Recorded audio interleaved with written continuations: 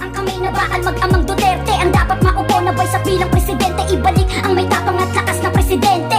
Dugong Duterte, payong bilihin sa pagtaas di napapagod. Kami napapagod, hindi tumataas yung sahod. Paghihirap namin tila ba walang katapusan. Pambayad utang lang ang sahod, kinsenas katapusan. Pilipinas ano na, eto ba yung solusyon sa pagbabagong ipinangako ng administrasyon? Pangakong tigbe 20 kilo na bigas ay nasaan? Ba tila triple pa ang presyo na sa amin pinapasan nung eleksyon? Wawakasan do kahirapan sa Pinas, pero ba tila mas pinapahirapan ng Pinas nung si Duterte? Hindi tayo inaapi ng China nung si Marcos ay mas pinagmukha tayong makina. Unity na noon ay solid na magkaalyansa. Unity na ngayon ay tila nagwatak-watak na. Tinalikuran na ang nag-angat at nagluklok. Ibinaba ang dakilan kung ba't nandun siya sa tuktok. Pinakamagaling na naging presidente ng Pinas, ngayon ay pinagtutulungan ng kampon ni Satanas. Mga walang ibang hangad kundi sa trono maupo. Para sa posisyon ay handa na makipagbuno. Nung kanyang panahon ay nabawasan ng sagabal, ngayon ay bumalik na ginabo nagipagkamal. Bamad sinak pangimatay langon dun namin balingan. Balik sa dating gawi, wala nang kinakatakutan. Ano na ang nangyari sa Pinas? Sigla ng bayan, ang sukli ba ay kulungan sa kanyang pinaghirapan? Galit ba kayo pagkat siya'y masakit magsalita? O galit kayo kasi siya yung maraming nagawa? Nakilala ang Pinas nung si Digong ang presidente.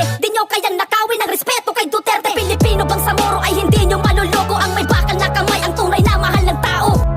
Nung siya pa ang nakaupo, ramdam natin ang kaligtasan. Pagkat dahil sa kanya, ang krimen ay nabawasan. Mga adik inorasan at sila ay pinasuko. Sa bayan kong Pinas, siya ang tunay na may puso. Ngunit ngayong tapos na ang kanyang panunungkulan. Kung tratuhin ng gobyerno parang salot sa lipunan. Siya'y pinagkaisahan ng mga nakaupo. Sa laban mo kasama kaming mga taga Cotabato. Ganito ba talaga ang batas sa Pilipinas? Sino pa yung nasa tama ay siya pa ang nakaposas? Puti pa yung mga adik, meron kayong malasakit. Eh paano naman yung ginahas at pinatay ng adik? Sa guna niya nakasambi ang pagkamalapad silat. Mimbaso bang imatay no tagaw ang makagilag? Araw-araw may patayan na tila babaligsahan. At ang mga mahihirap ay lalo pang nahirapan. Duterte pa rin kahit na ano man ang mangyari. Duterte ang pinakamagaling na presidente. Sa laban mo Duterte, kakampi mo ang marami. Noon hanggang ngayon Duterte pa rin kami. Ibalik niyo si Tatay Digong sa mga Pilipino. Dinudurog niyo ang puso namin parang Pinipino. Hinalanghiyan niyo na lahat aming karapatan. Kakahiya maging Pinoy, tinanggalan niyo ng dangal. Sa bansa na kung saan minamani obra ng pera. Binababoy niyo batas at ang aming Korte Suprema. Para sa sariling interes lahat ay tatahakin. Magahaman at sakin kayo ang dapat palayasin.